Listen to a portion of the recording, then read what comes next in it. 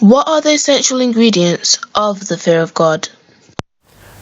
In answering the question about the ingredient of the fear of God, I'm going to use this book. I've introduced you to the book before. It's the book by Albert Martins that talk about the forgotten fear. So in answering your question on the ingredients of the fear of God, he's put it so nicely that I'm just going to read some extract from chapter 3 of this book, talking about the ingredients of the fear of God. We will identify 3 categories of biblical truth that constitute the essential ingredient of the fear of God. So if you look at the fear of God like you are cooking a meal, okay, let's say you are cooking rice or any meal that you are cooking. Now there are ingredients you put in that stew or in that food that makes the food comes out nicely. So these are 3 ingredients that Albert has brought out for us, and I'm going to limit myself to those 3 ingredients.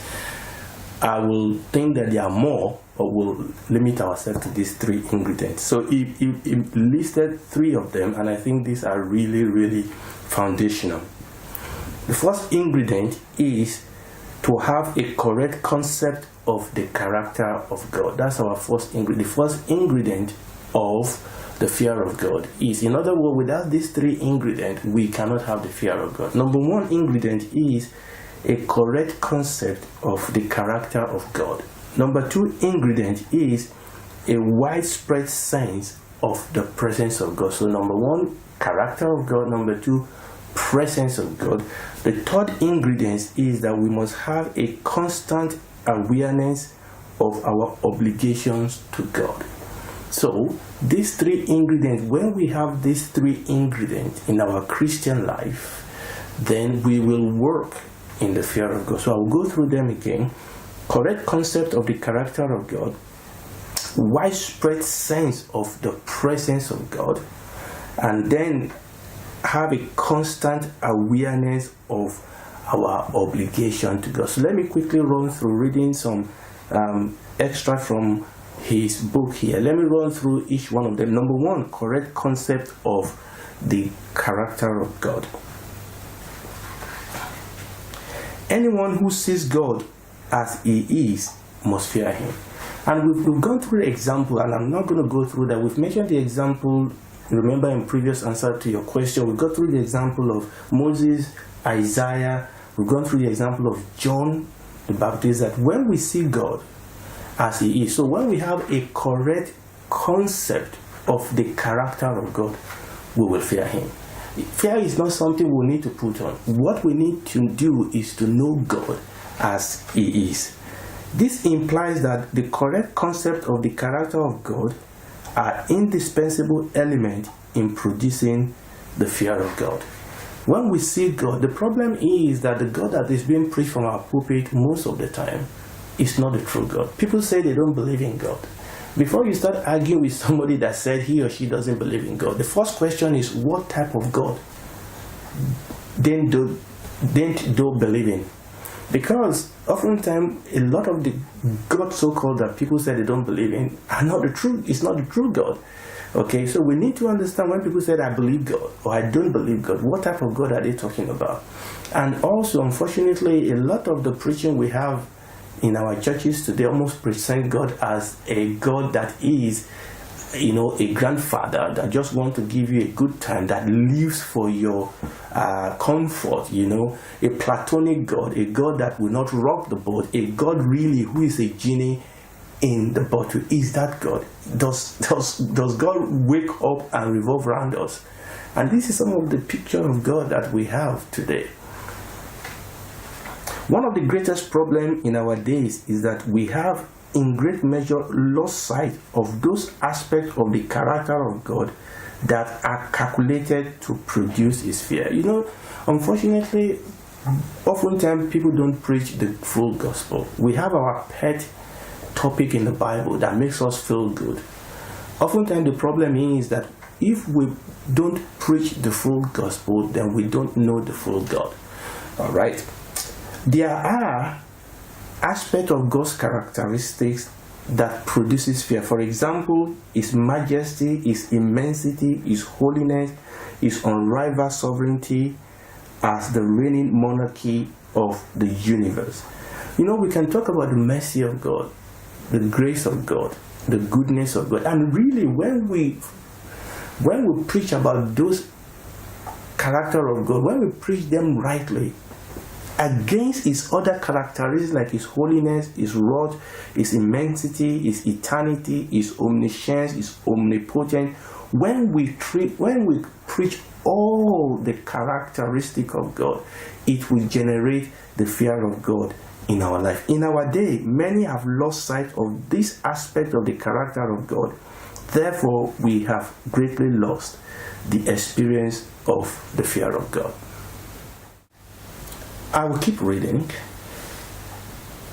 Albert said, if your thought of God has been such as to leave you devoid of His fear, there is something wrong with what you are thinking about God. In other words, the fear of God is not something we generate ourselves. So if you think about yourself, do I really fear God? Do I really fear God in the sense that we have been studying so far?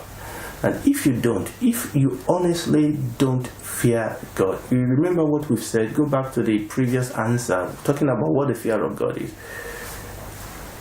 If we don't, then you have to go back to your understanding, to your knowledge of who God is.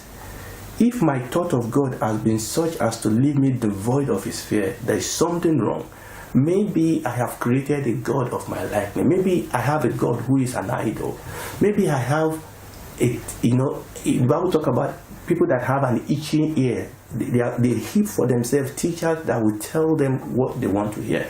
Maybe that is the problem. Let's go on. Praise the Lord. Now we are still talking about the center, that the first thing we need to understand for us to have the fear of God is for us to have this correct concept of the character of God. And this is very important. I will encourage you and encourage myself that we should really spend time to study the character and the nature of God. And this is a study that you rarely hear nowadays from our pulpit. Spend time. I want you to know that the center of the scripture, the center of the Bible really is this, that we might know Him. The Lord Jesus said He has come to reveal the Father. He said no man has seen the Father's end at any time. So when we study the scriptures, I want to encourage you, take time out, get good books like A.W. Tozer, The Knowledge of the Holy. Generally, this type of book will help you to, at least will be a stepping stone. And obviously our own Bible, meditate upon it, ask the Holy Spirit to reveal to us the correct concept of the character of God. The fear of God in us is that frame of heart and mind which reflect our apprehension of who or what God is. When we understand who God is, what God is, we will know that God will not tolerate anything. He will tolerate nothing less than totality of commitment to Him. When we fear God, we will obey Him. Remember what we said, it's not a fear of a bully. It's not a fear of a bully. It's a fear of the knowledge of the character of God. That when we know that God is holy, we know He will not tolerate sin. When we know that God is all present, when we know that God is all-knowing, when we know that God is a good judge, then we will not walk in lasciviousness. The Bible says that some people have accounted the grace of God as an opportunity just for carelessness and lasciviousness. No, when we preach the full gospel of the nature of God, we will know that our God is a consuming fire. And we will live in the knowledge of that. We will obey Him, we will love Him, we will worship Him. Against this background, when we understand the goodness of God, the kindness of God, when we understand the full knowledge of the nature of God, we will love Him, we will worship Him. Praise the Lord. So that's the first ingredient, having a true concept of the nature and the character of God. Number 2 ingredient, a pervasive sense of the presence of God. Now, this builds upon the first ingredient. It is a sense of the presence of God that spreads throughout the entirety of our lives, so that there is no place or circumstances in which we find ourselves, but that we are conscious that God is here with us. He is here in all His majesty, in all His holiness, in all His fatherly love and compassion and immensity. It is for this reason that our fear of God will be perfected in heaven when we will experience the blessed reality of an unbroken and undiminishing awareness of the immediate presence of God. So this is the second ingredient. So the first ingredient is that we understand, the character of God, okay? But number two also is this pervasive, this constant sense of the presence of God. Tozer said, the most profound experience we can have consists in the recognition that God is here. Most of us will not do some things or will not say some things if we know that somebody else is there. How much more God? If you trace out example of men who experience the fear of God, you will find that very frequently they are set in a context where men are experiencing the manifested or realized presence of God. God is there, and they know He is there.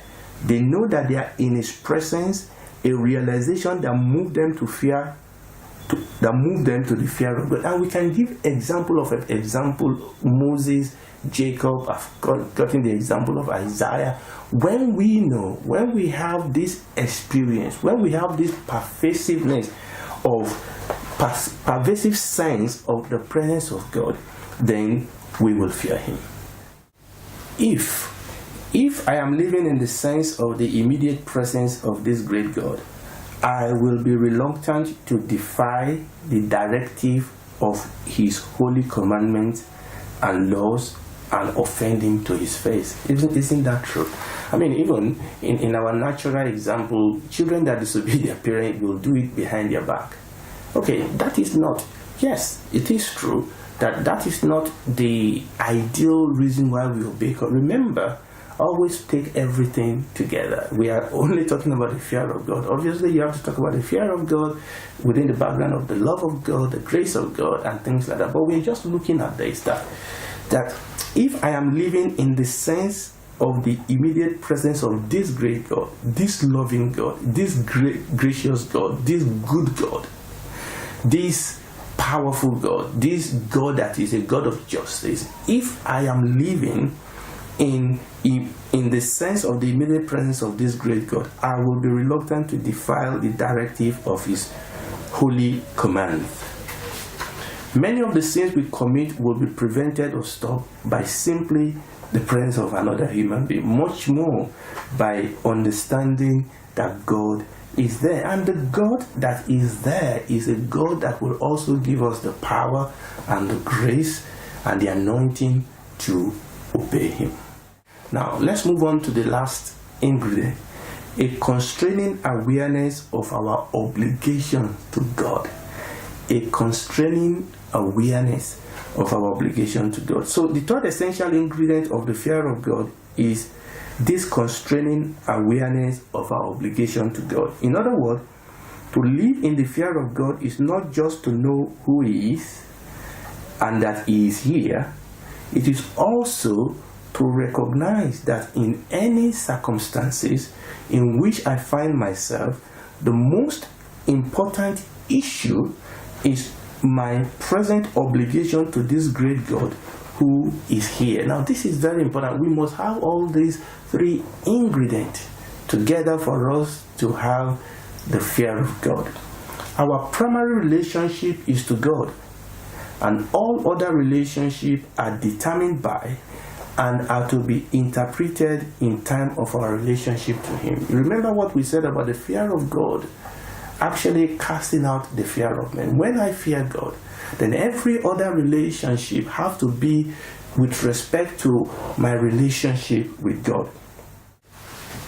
Now, Albert breaks down our obligation to God into 3 headings: to love Him supremely, to obey Him implicitly, and to trust Him completely. So this is our obligation to God, and we can read that in Matthew chapter 22 verses 33 to 38. The Lord Jesus said that when He was asked the question that what does God require of us, the Lord Jesus answered, and He said that you shall love the Lord your God with all your heart, with all your soul, with all your mind. This is the first and the great commandment. Right. Now let me read also Deuteronomy chapter 10 verses 12 to 13. And now Israel, what does the Lord your God require of you, but to fear the Lord your God, and to walk in all His ways, and to love Him, to serve the Lord your God with all your heart, with all your soul, and to keep the commandment of the Lord and His statutes which I command you today for your good. Philippians 2:12 says, as you have obeyed, work out your salvation with fear and trembling. So when we break down this, our obligation to God, we can break it down into, number 1, to love Him supremely, number 2, to obey Him implicitly, and number 3, to trust Him completely. Now let's just look into a couple of that. I will read this part for us. There may be time when the only way you can walk down the path of the will of God is to step on your own father and mother's heart. And that can be anything. It can be to step against your ambition, can be to step against people that you love, can even be to step against rules and regulations that are against the express perfect will of God. You may have to do it with tears. You may have to do it with sense of inner grief. But to do it you must, if you are to walk down the path of the revealed will of God, trusting God to resolve the consequences of your obedience in His way and time. So we are looking at this final ingredient in the fear of God, which is talking about our obligation to God. We must constantly remind ourselves of the fact that in whatever relationship and whatever circumstances we find ourselves, our obligation to God are supreme. I'll read that again. We must constantly remind ourselves of the fact that in whatever relationship and whatever circumstances we find ourselves, our obligation to God are supreme. We must constantly remind ourselves what obedience to God involves. We must constantly seek to enlarge the scope of our understanding of what God requires by meditating on and searching out His precept in His Word. We must constantly pray for grace to forget all else that will blind us to this reality. So I believe that these 3 ingredients, that when we have them richly in our heart, we will work in the fear of God. Praise God.